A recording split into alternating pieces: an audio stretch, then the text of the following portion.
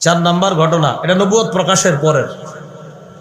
হজের মৌসুমে নিরাপদ সফর, নবীজি চুপে চুপে হাজিদের তাবুতে যাইতেন, যায়া তাওহীদের দাওয়াত দিতেন। আবুল আহাব পিছনে পিছনে যাইতো, যাওয়ার পর হাজিদেরকে বলতো, ইয়া আইয়ুহান নাস লা তুতিউহু ফাইন্নাহু সাবিউন কাযযাব। নাউযুবিল্লাহ।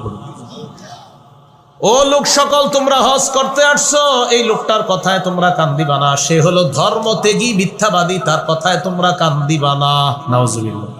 নবীজিরে বলল, সে ধর্মত্যাগী, সে মিথ্যাবাদী, তার কথায় কান দিবা না, তোমরা তার অনুসরণ করবা না। এগুলা হাজিদেরকে আবুল আহাব বুঝাইত। এগুলা সব নবুয়ত প্রকাশের পরের অবস্থা।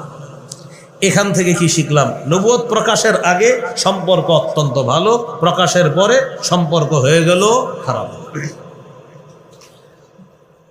এখন মনে করেন কোন আলেম আপনার সাথে ভালো সম্পর্ক